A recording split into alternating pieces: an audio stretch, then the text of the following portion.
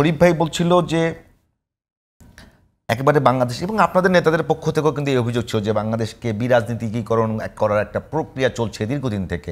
এখনও সেই জায়গাগুলো সব জায়গায় কিন্তু চলছে যে রাজনৈতিক নেতাদেরকে, রাজনৈতিক ক্যারেক্টারগুলোকে মানে তাদেরকে একেবারে ডিফেম করা। সাথে আজকে তো দেখবেন যে মানে জুলাই পরবর্তী একটা নির্বাচন, সেই নির্বাচনে যদি এই ধরনের অভিযোগগুলো আসে, ছাত্রদল বলেছে, তো সেটা তো এটাকে কলুষিত করা নয়? নিঃসন্দেহে নিঃসন্দেহে। আপনি এই যে আপনার এটাকে মানে রাজনীতির বাইরের ফ্রেমওয়ার্কে রেখে নির্বাচন করার যে একটা অভিপ্রায় অথবা চেষ্টা বা যেটা তারা করেছে, এটা মোটেই সমর্থনযোগ্য ছিল না।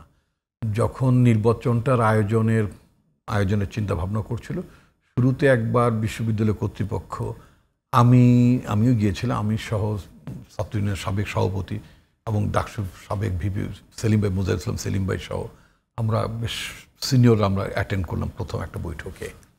তো সেখানে আমরা যে প্রস্তাবনাগুলো দিলাম, সেই প্রস্তাবনাগুলো ঠিক একেবারেই পাশ কাটিয়ে বলা যেতে পারে একটা যেটা শরীফ যেটা বললো, একটা একেবারে রাজনীতিকে মানে বাইরে রেখে, রাজনৈতিক দলগুলোকে বাইরে রেখে একটা নির্বাচন করার প্রবণতা ছিল এবং সেটি তারা বাস্তবায়ন করেছে।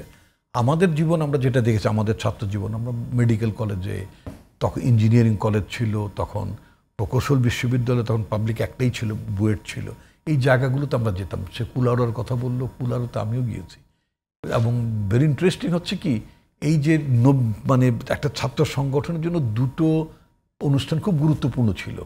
একটা ছিল নবীনবরণ, নতুন ছাত্রছাত্রীরা যখন আসতো তখন নবীনবরণে তাদের কেন্দ্রীয় নেতাকে নিয়ে যেত বা তাদের যে নেতাকে পছন্দ তাকে নিয়ে যেত। আর একটা হচ্ছে প্যানেল পরিচিতিতে, এই দুটো। আর যে নির্বাচিত হয়ে যাওয়ার পরে তো অভিষেক অনুষ্ঠানে ন্যাচারালি তারা দলীয়ভাবে তার অভিষেক হতো না, তখন কর্তৃপক্ষ করতো, সেটা আলাদা। কিন্তু এই যে দুটো অনুষ্ঠান, নবীনবরণে একজন কেন্দ্রীয় ছাত্রনেতা গেলেন, বড় মাপের ছাত্রনেতা গেলেন, কেন্দ্রীয় প্রেসিডেন্ট সেক্রেটারি গেলে তো কথাই নাই। এবং এরপর একটা কম্পিটিশন ছিল যে অমুক দলের অমুক নেতা গেছেন, তো এখন প্রতিদ্বন্দ্বী দলের মানে বড় নেতাকে না নিয়ে যেতে পারলে তাদের আর মান সম্মান থাকে না। এবং তাদের নেতা কতটা ভালো বলতে পারলেন, কতটা সাধারণ ছাত্রছাত্রীকে কনভিন্স করতে পারলেন, এটা একটা প্রচণ্ড কম্পিটিশন ছিল। আচ্ছা, তো একইভাবে প্যানেল পরিচিত, তাই সেখানে কেন্দ্রীয় নেতার বক্তব্য এবং কখনো কখনো জাতীয় নেতার বক্তব্য। ম্যাডাম ডাকসু ইলেকশনে, আমাদের ডাকসু ইলেকশনে ম্যাডামও এসেছিলেন। তো সুতরাং এই যে বেগম খালেদা জিয়া যেতেন বা অন্য দলের অন্য নেতা নেত্রীরা যেতেন, তাদের বক্তব্য ছাত্রদের উদ্দেশ্যে কি একটা উপচে পড়া আগ্রহ ছেলে মেয়েদের মধ্যে থাকতো। ডাকসু তো শুধুমাত্র একটা দিনের একটা ভোটের ব্যাপার না, ডাকসু শুধুমাত্র একটা পরিবহন ব্যবস্থা, আরও কিছু মানে আপনার ডাবল ডেকার বাস নামবে অথবা হলের ডালের ঘনত্ব আর একটু বাড়বে, শুধু এইগুলোই তো না, আরও তো অনেক কিছুই আছে।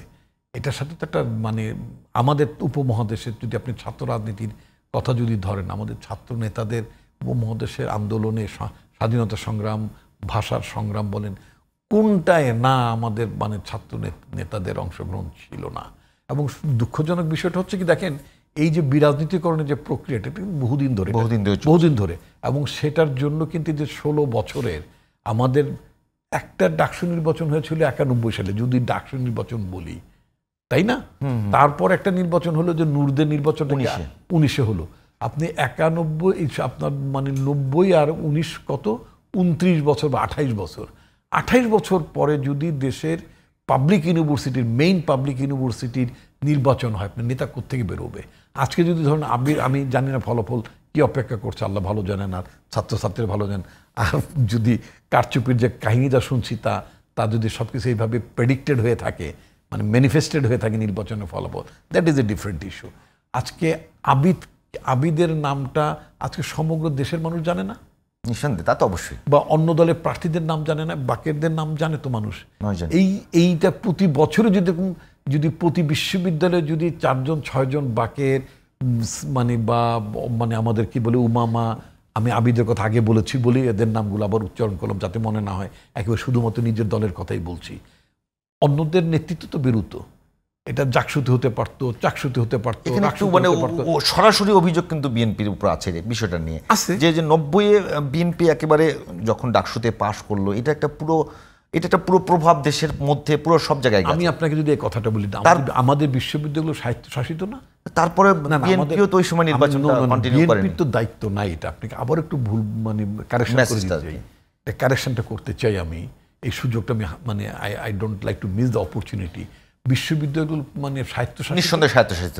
যদি স্বায়ত্তশাসিত যদি হয়, সেখানে যদি শিক্ষকদের যদি নির্বাচন হয়, কথাটা খেয়াল করবেন, প্রতি বছরই সাদা নীল গোলাপি নির্বাচন হচ্ছে, সেখানে তাদের শিক্ষক সমিতির প্রেসিডেন্ট হচ্ছে, আইনজীবী সমিতিগুলোতে প্রেসিডেন্ট নির্বাচন হচ্ছে, মানে তাদের সমিতি নির্বাচন হচ্ছে, কোনোটাই ঠিক। সাংবাদিকদের হচ্ছে, আপনাদের বেলায় নির্বাচন হচ্ছে, কোন জায়গায় এমনকি ট্যাক্সেস বারবুর কি কি আছে সব জায়গাতে নির্বাচন হচ্ছে, এফডিসিতে নির্বাচন হচ্ছে, শুধুই মাত্র ছাত্রদের বেলায় নির্বাচনটা ঠেকেছিল।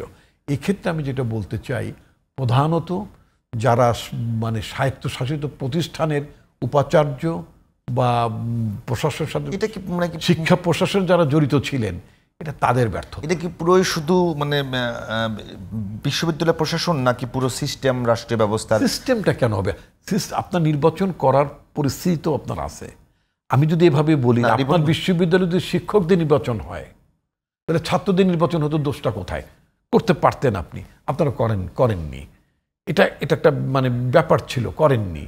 তা এবং অন্যান্য ছাত্র সংগঠনের তরফ থেকে যদি খুব জোরদার দাবি থাকতো, আমি যদি এইভাবে যদি বলি, তাহলে সেটাও হতে পারতো। তাহলে আমরা অনেকগুলো নেতৃত্ব পেতাম, এই নেতৃত্বগুলো রিশেপ হতে পারতো।